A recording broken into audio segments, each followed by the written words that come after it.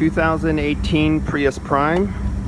So remember from my last video a week ago, this was the one was damaged right here, but it was also pushed in and the brackets were a little twisted. And so because of that, the whole entire assembly gets replaced. I can't even imagine how much this cost. I'm banking close to $1,000 or more. I'm gonna find out.